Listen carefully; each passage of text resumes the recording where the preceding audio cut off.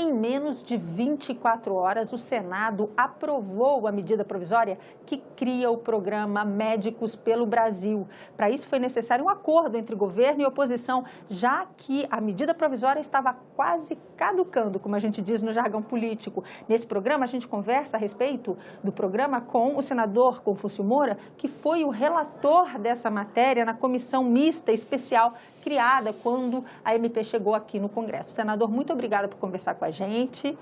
Já se dizia que essa medida provisória estava a ponto de morrer e que já estava na UTI, vamos dizer assim. E ela conseguiu ser finalmente aprovada. Como é que funcionou isso? Quando me avisaram ontem que ela está sendo votada na Câmara, eu falei, é milagre.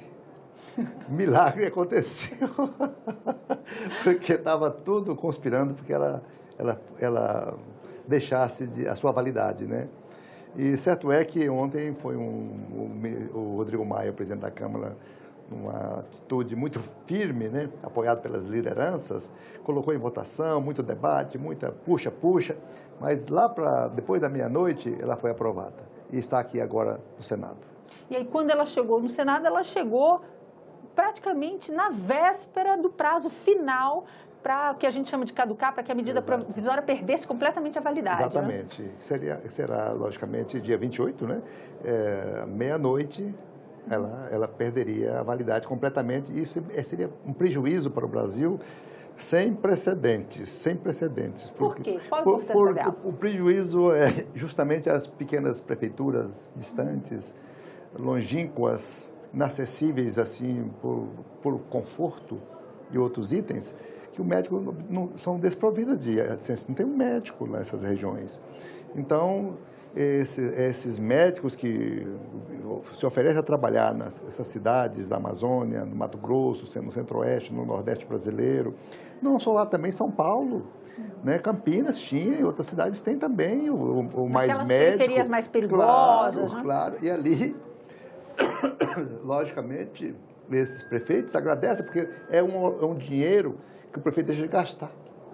É um dinheiro, é um pagamento desse profissional, é feito pelo recurso do orçamento da União, do Ministério da Saúde. Na prática, é o governo federal assumindo a saúde dessas cidades, desses lugares. Levando médico, né, para recepcionar os cidadãos, que é normalmente a pessoa da atenção básica, do posto de saúde, da UBS, ou da UPA, as UPAs, são os diabéticos, os hipertensos, as grávidas, as pessoas com febre, com gripe, enfim, esses pacientes do dia a dia que enchem o pronto-socorro das cidades. Esse programa é aquele que viria substituir o Mais Médicos do governo Dilma ainda? Né? O Mais Médico, foi um projeto feito assim mesmo no peito e na raça, né? Que foi muito bem aceito pelo Brasil inteiro. Logicamente, houve críticas mais dos conselhos regionais de medicina, porque ele pegava o médico sem o CRM. O médico recém-formado, fora do Brasil, ele fazia a sua matrícula e era oferecido por uma cidade e ele ia para lá. Mas o médico já entra com o CRM, passa pelo Conselho Regional de Medicina, habilitado, e aí esse médico, ele é submetido a um edital, e ele tem uma grande diferença, que esse profissional é acompanhado pelo Ministério, pela ADAPS, que é a agência que vai cuidar dessas contratações, e vai acompanhar com uma universidade ou a Fiocruz, monitorando esse profissional com informações, livros. Depois de 2 anos, ele sai especialista. Então, ele é um concurso que o médico brasileiro ou o médico estrangeiro que tenha seu diploma revalidado no Brasil, que faz e aí vai receber treinamento. Aí ele recebe a habilitação após ele feito uma prova, né, de proficiência, e aí esse profissional sai com um certificado de especialista em medicina de comunidade e família. O Brasil tem uma carência. Olha, só o Rio Grande do Sul que tem um equilíbrio, mas o restante do país não tem médico de comunidade de família. Nós temos 6 mil médicos de comunidade de família no Brasil só. A gente precisa de 36 mil. Então, com isso, são médicos preparados para atender o povão. Senador, a desculpa num primeiro... não vou dizer desculpa. Um dos argumentos usados para a criação do programa Mais Médicos, ainda no governo Dilma, é que os médicos não tinham interesse, os brasileiros não tinham interesse de ir para essas localidades e por isso aceitar esses médicos que vinham de outros países, e muito se falou dos médicos que vinham de Cuba, sem o CRM, porque eles aceitavam ir para essas regiões remotas. Agora, o que faz pensar que agora o médico brasileiro vai ter esse interesse? Inicialmente, teremos dificuldades iniciais, mas a oferta de médicos no mercado hoje, além das inúmeras, quase 300 faculdades de medicina no Brasil, tem também milhares de alunos estudando na Argentina, estudando na Rússia, no Paquistão, tem um médico brasileiro no Paquistão, na Nicarágua, nós temos médicos no Chile, no Paraguai, Bolívia, médicos brasileiros que eles reclamam do preço da mensalidade no Brasil. E aí, quando eles vêm, eles têm que revalidar os diplomas quando aqui? Quando eles vêm para cá, eles têm que revalidar o diploma. E tem 2 anos que o MEC não faz uma prova de revalidação. Tem um estoque de médicos brasileiros e estrangeiros no Brasil tentando arrumar sua vida profissional e não consegue. Agora, isso também vai ser atacado pela medida provisória? Agora vai ser. Não, ela veio, na minha medida provisória, no meu relatório original, eu coloquei ali, o revalida 2 vezes por ano. Mas nós colocamos, feito por universidades federais e por privadas com notório conhecimento. A Câmara achou que a palavra notório conhecimento tal não estava muito clara. Aí ela pegou um projeto de lei de 2015, do deputado Paulo Davim, que andava rodando por aí afora, juntou a um projeto novo nele ontem e o Rodrigo Maia tirou de ofício o meu artigo, que falava sobre revalida, e votou o projeto de lei. Eu vou relatar agora o projeto de lei favorável, né? Que obriga a revalidação de diploma 2 vezes por ano em faculdades públicas e privadas, as privadas com nota 4 e 5. Ou seja, atacando pelas 2 pontas. Por um lado, o projeto, agora a medida provisória, agora aprovada, gera essas 18 mil vagas. 18 mil vagas. Para concurso público. Vocês imaginam 18 mil profissionais. E os valores salariais são atrativos. Alguns profissionais nas cidades maiores têm um salário menor. Aqueles que se interiorizam mais podem ganhar até R$31 mil por mês. Ou seja, é um salário que, a princípio... Excelente, excelente, é atrativo. E o melhor de tudo, que esse médico que acabou de sair da faculdade, que passou no CRM, que já está com o seu CRM, ele está começando a vida. E começar a vida no interior é muito boa, né? Por exemplo, eu fui para Rondônia em 1975 e não tinha mais médico, eu fui sem não tinha nenhum emprego. Foi para tentar construir a carreira por lá. Eu fui o mais médico do Brasil. E aí eu fui com a cara e com a coragem. E você já tem uma estimativa de quantos desses vão para o seu estado ou para a região? Não, esse agora vai ser distribuído de acordo com o Ministério da Saúde tem toda essa catalogação pronta, aí começa esse trabalho agora em janeiro. E aí existe um prazo para a gente dizer quando esses concursos vão começar a sair? Em janeiro começa a ter editais de chamamento, já nessa nova modalidade. Então, a gente vai ter, logicamente, os médicos brasileiros, eles saem da faculdade, eles saem com a cabeça assim, eu vou ser cardiologista, eu vou ser radiologista, eu vou ser ginecologista, ou pediatra. Ninguém pensa em ser médico como comunidade de família, né? Então...